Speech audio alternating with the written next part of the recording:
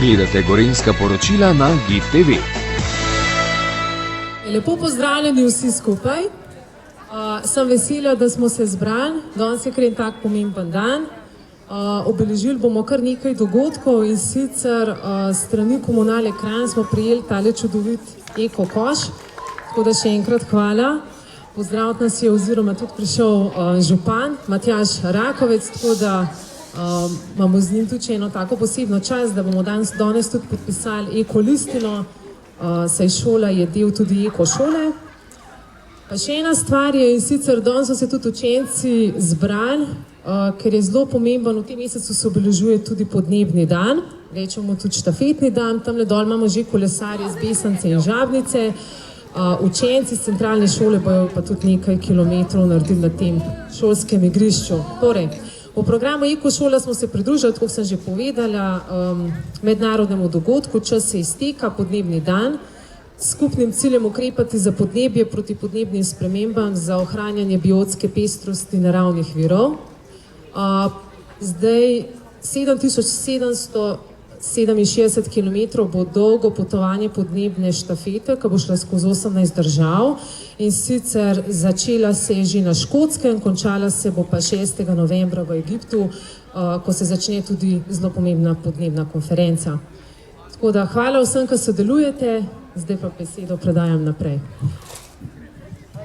Hvala lepa. Še enkrat lep pozdrav gospodu županu, direktorju Komunale Kranj, gospodu Berčonu, hvala za udeležbo.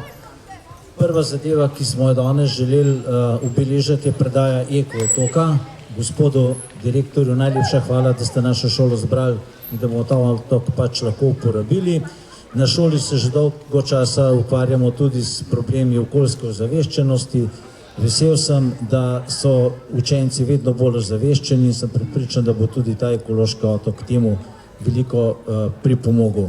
Je lično narejen v delavnicah Vincenca Draxlerja, fundacija, za kar tudi njim zahvala. Istočasno smo se pa danes odločili, da ne bi bilo to samo predaja otoka, da učenci iz Besnice in Žabnice prikolesarijo, dajo svoj prispevek podnebnemu dnevu in izkoriščamo seveda, tako kot je že učiteljica Bojana rekla, tudi priliko, da gospod župan podpiše eko listino. To nam je pa odpadalo, preden se ta boga korona v naše kraje preselila in nismo mogli tega takrat speljati. Še enkrat vsem, ki ste pripomogli k današnjemu dnevu, pa tej slavnosti predaji. Hvala vam kolesarji, da ste se udeležili te prireditve. Zdaj bi pa jaz povabil najprej gospoda župana za par pozdravnih besed, v nadaljevanju pa še gospoda Berčona ravno tako. Hvala. V redu, lep pozdrav vsem skupaj, predvsem otrokom, učiteljicam, učiteljem, seveda ravnatelju, tudi direktorju komunale. Odlična ideja tole. V bistvu je bistvo vsega, da Kranj postaja vse bolj trajnostni in pa, tako rečem, zelen na vseh področjih.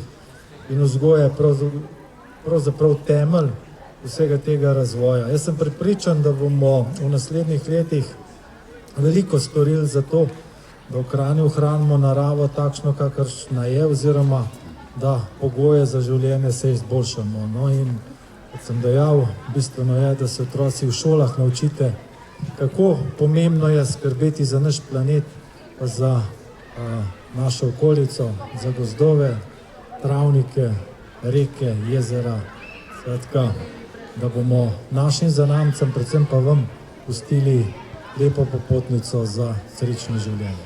Tako da, hvala ravnatelju, danes so 3 dogodki taki, kot vidimo, res se veliko trudite za to, da obdržite status eko šole in upam, da boste še naprej tako nadaljevali. Hvala lepa.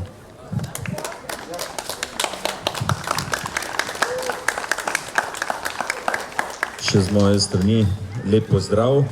Ja, ta eko koš, ekološki majhen otok, je namenjen predvsem izobraževalne dejavnosti, zato da se skozi tudi ta proces naučite pravilnega ločevanja odpadkov, nekega odnosa do okolja in upam, da seveda bo to tisti delček v mozaiku cele izobraževalne verige ali pa zgodbe, ki jo pač kot šola tudi izvajate v tem svojem poslanstvu. Tako da tukaj pa vidim, uporabnikov pa še ne manjka zaenkrat. Župan Mestne občine Kranj Matjaž Rakovec, udeležili ste se dogodka Štafetni dan Eko šole in obenem tudi podelitev Komunale Kranj Eko koša in pa podpis Eko listine. Ja, res kar velik dogodek za osnovno šole tukaj v Stražišču in pa seveda vse podružnične šole. 3 dogodke smo združili, najprej seveda tole, da tako rečem, otok, s katerim Komunala Kranj podarja osnovni šoli tukaj v Stražišču možnost, da otroke navadimo na ločevanje odpadkov, da jih navadimo, kako potrebno je skrbeti za naš planet, za naravo. In jaz mislim, da je to dober pokazatelj, kako dejansko lahko otroci tudi svoje starše naučijo, kako pomembno je, da najprej seveda dajemo odpadke tam, kamor sodijo, in zraven pa, da jih še ločujemo. Tako da to je res velika pridobitev, majhna zadeva, ampak zelo velika pridobitev za našo prihodnost. Vemo, da Kranj na vseh področjih išče možnosti za trajnosten razvoj, za zelen razvoj. Zavedamo se, kako pomembno je, da imamo čisto okolje, čisto vodo. Ja, potem pa še seveda, tukaj so prišli še s podružničnih šoli, Štafetni dan in pa svečan podpis Eko listine. Čeprav je Stražiška šola že dalj časa v tem sistemu, žal pa zadnje 2 leti korona ni dovoljevala, da podpišemo takole na svečan način. No, danes pa je ob tem velikem živžavu na zadovoljstvo vseh še uraden pristop Stražiške šole k Eko šoli. In seveda Eko šola je že dolgo časa tudi osnovna šola Stražišče. Ja, to je zdaj, kot vem, že 10. leto. S tem, da zadnje 2 leti niso podpisali listine, no zdaj pa se vračajo z dodatno vsebino, z dodatnimi nalogami v to zgodbo. Ob štafetnem dnevu ste se odločili, da osnovni šoli Stražišče za osveščanje mladih poklonite Eko koš. Tako je. To je naše osnovno poslanstvo, da osveščamo, vzgajamo, seveda ta vzgoja se začne pri mladini, predvsem največji izziv vidimo ravno na področju ravnanja z odpadki, zato je tudi to simbolično darilo. In sicer Komunala Kranj oskrbuje tudi vse prebivalce s pitno vodo. Tako je.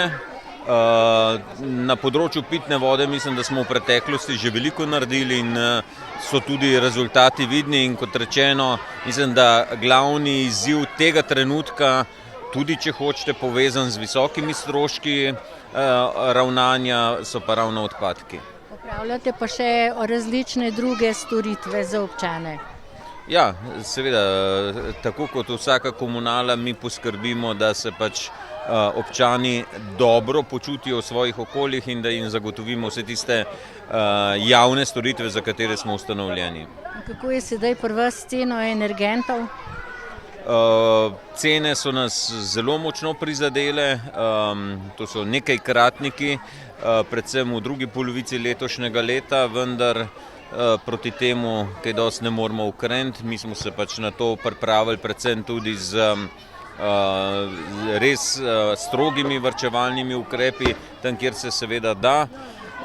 Nažalost se pa vse to na koncu pozna na cenah, ki jih moramo plačati občani.